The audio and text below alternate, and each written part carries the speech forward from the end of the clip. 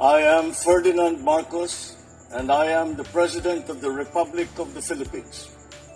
I stand today on behalf of 110 million Filipinos. I-ask mo sa ano yung pangangailangan.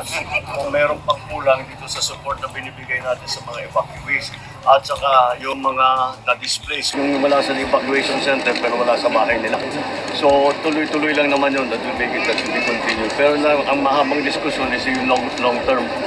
Paano natin gagawin. Maraming mga magagandang idea ang mga mayor at saka ang provincial government para mawala na talaga ang mga nakatira doon sa loob ng danger area 4 kilometers. Sana mailabas natin sa 6 kilometers.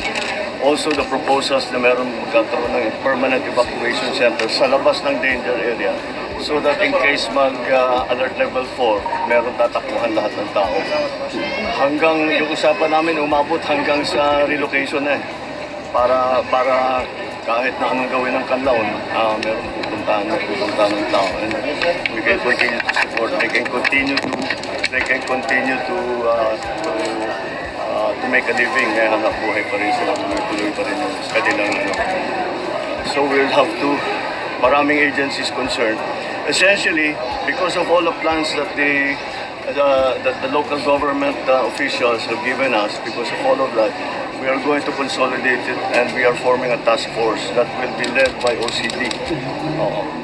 Kasi there are maraming agencies ang kasama dito sa mga pinaplano natin. So that's what we have done. That's what we discussed and that's what yan ang ways forward namin. Thank you, sir. Thank you. Put together the proposals for long-term solutions, sir. I'm sorry? That will be the OCD will coordinate the solutions for the long-term response. Yes, they will have the task force. The immediate response, sir. I'm sorry? Meron kayong tulong ngayon, immediate response. Well, it won't stop. Thank you, sir. Thank you, sir. Nung sumabog po yung Mount Canlaon is December 9. At around 3 p.m., andun po kasi kami sa school, yung anak ko ay nahatid sundo ko.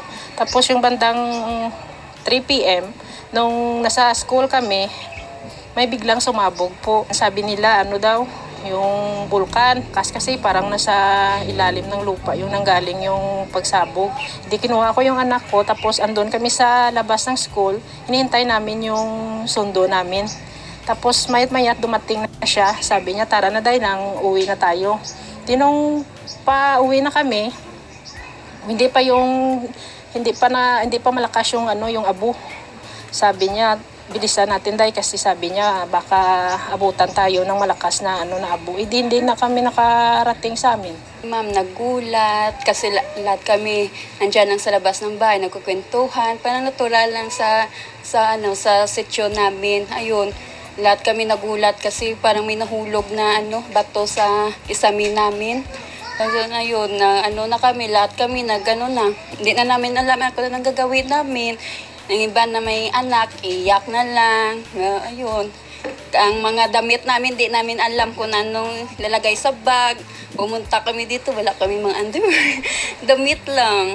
Gabi na kami na wala pa kami, may mga private na na sasakyan. Doon kami na pinasakay nang kami doon, tapos transfer kami sa barangay namin. Ayun, ang iba nga sasakyan na private na ma'am, na disgrasya kay tungod sa super na may dalang ulan na basa, ma'am. Una yung ng erap, hindi naman kami nag-evacuate, konti lang. Pero nung December 9, kailangan na kasi force evacuation kasi hindi na safe yung lugar. So, kailangan naming mag-evacuate. Nakakalungkot lang kasi yung hanap buhay. Kasi talaga yung hanap buhay sa Gintubdan, manok. Siyempre may mga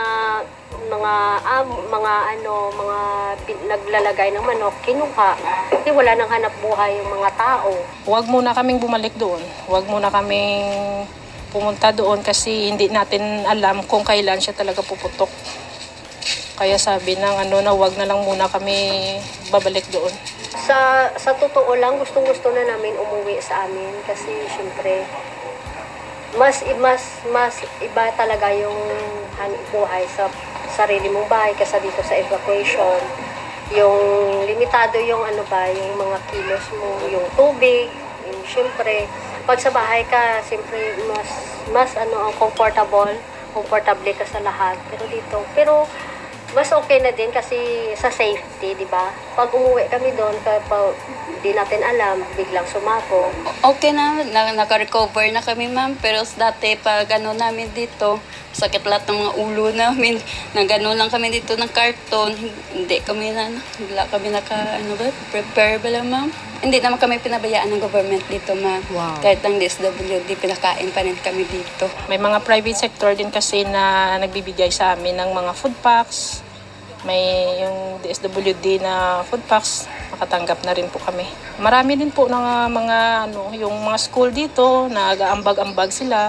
Binibigyan kami ng food packs. Kahit na pakunti-kunti pero malaki na rin yung tulong para sa amin. Mas kampante na kami kasi may dagdag kita yung rug making, tapos ng molo balls making. Yung rug making, pag natapos namin, ibibenta, tapos yung kita sa amin, mas okay na dagdag kita pang allowance ng anak sa eskwela. Mas okay yun kasi, di ba, nawalan kami nung hanap buhay.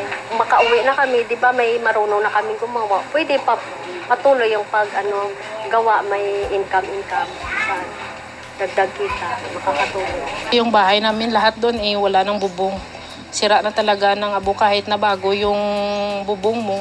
Sisirain talaga ng ng abo. Kasi yung June 3 na putok niya nung una niyang pumutok ng June 3, yun yung talaga ang yung doon nasira yung mga bubong namin. Kasi mainit yung yung binuga niya na abo, tapos may mga kasamang maliliit na mga bato. Mainit kasi nakita ko nung pagpatak ng maliliit na bato sa yero, parang nag-spark ata yung mga bubong. Kailangan talaga ng kisame. Kisame lang talaga ma'am. Yan talaga maninihingi. Kasi kung sa food pack ng bigas, ang DSWD nagbibigay talaga sa amin Kisame talaga, wala pa nagbibigay sa'yo ng kisame. Yan talaga yung gusto namin ma'am. Kisame talaga. Kasi pag uwi namin, wala na kaming bahay. Paano na lang uwi kami, wala kaming bahay. O masaya kami na uwi kami sa lugar namin. Pero yung nakakalungkot, wala nang kisame yung bahay. Kasi yun talaga, yung sira talaga ngayon, sa ngayon. Wala nang pag umuulan, talagang sira-sira na yung kasama. Sana matulungan kami na pag uwi namin, yung bahay namin mapaayos. Yung kesame lang, yung na lang. Kasi pag kami pa yung bumili, syempre wala na kaming hanap buhay. Kami pa yung bibili. Saan kami kukuha ng ipambibili. Kaya humihingi kami ng tulong sa President na sana tugunan yung aming pangangailangan. Yes, grant na kaagad yan ma'am. Yung hinihiling nila mga kababayan, DSWD na po ang bahala dyan. Siyempre, si Pangulong Marcos Jr., hindi papababayaan yan. Lalo't ang pinaka-importante, yung bahay nila. Kung nakikita nyo, yung briefing ng Pangulo kahapon, napag-usapan na po yan. No? Siguro hindi pa nila alam. Pero actually, matutugunan po yan ng ating mahal na Pangulo.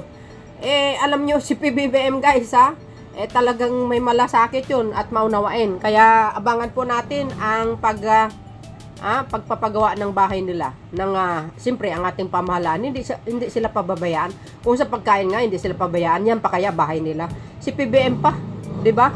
Talagang hands-on pag tumulong 'yun, mga kababayan. O ito pa 'yun guys, yung another pasasalamat yung ating mga kababayan diyan sa Dumaguete. Negros Occidental din yan no? Nagpapasalamat sila dahil nga si Pangulong Marcos Jr. dinala niya po diyan yung job fair, yung yung trabaho para sa lugar na yan. So panoorin niyo to guys, no? Maraming salamat sa inyong watchings. Okay, eto na. Malaki pong tulong po sa amin po ma'am lalo na ngayon may job fair po ngayon dito. Malaking pong tulong para sa amin kasi direct lang po kami makausap namin ang mga employers po dito, ma'am. Papalarin po sana, ma'am. Gusto ko sana mag-apply ng masahista. Nagpapasalamat ako sa lahat kasi malaking tulong to para sa amin. Hindi namin sasayangin yung tulong ibinigay sa amin, ma'am. At lalo pa kami magsisikap para sa aming buhay. Mr. BBM, Maraming salamat po sa inyo. Nang dahil sa inyo po, Sir President, malaking tulong po para sa amin ito. At lalo-lalo po sa akin na isa akong 4-piece member po, Sir President. Malaking tulong sa akin at sa aking pamilya po. Maraming pong salamat po sa inyo. Actually po ma'am, it really helps po talaga ma'am sa mga employer po kasi napapabilis po yung pag-source po ng mga applicants po ma'am. We make sure po talaga ma'am na matrato po sila in fairness po ma'am, and then we can give yung mga tamang benepisyo po talaga ma'am sa mga employee po ma'am. Thank you so much po PBBM kasi through this program, it really helps po sa mga lokal po na mga negosyante or mga employer po ma'am.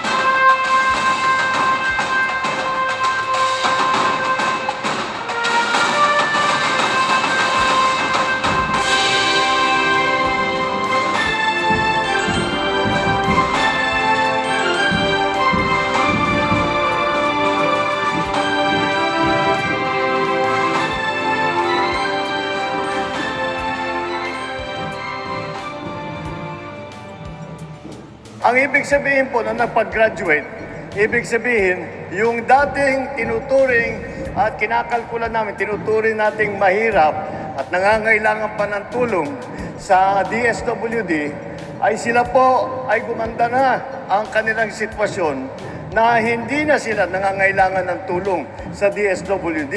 Ngunit, kailangan pa rin na magkaroon ng trabaho. Kaya po meron din tayong job fair na tinatawag trabaho sa bagong Pilipinas.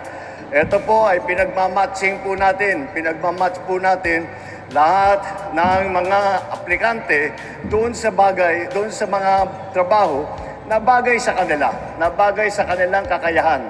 Yung iba nga, pagpasok po, may isang grupo, ang nakasuot na ng t-shirt na HOTS. Ibig sabihin, hired on the spot. Ibig sabihin, meron na rito, nakakuha na ng trabaho. Congratulations sa inyo. Yung mga iba po na nag-a-apply pa lang, good luck sa inyo. Sa palagay ko naman, kahit papano, sa galing ng ating mga manggagawa, ay makakahanap ng trabaho na maganda. Naman, mahal na mahal ng taong bayan yung Pangulo na yan, sa totoo lang. Oh, you see, ang daming klaseng trabaho pwedeng pag-applyin. Ika nga guys, no, siya na mismo ang nagdala ng job fair dyan sa lugar na yan. Kaya sa ating mga kababayan, Luzon, Visayas, Mindanao, nako, abangan nyo ang Pangulo, sinasabi ko sa inyo. Oh. So yun guys, ang pinaka-latest updates ko. Si PBBM lang sa kalam kay maraming naiinggit. See you again on my next upload video. Bye. And babus. God bless Philippines.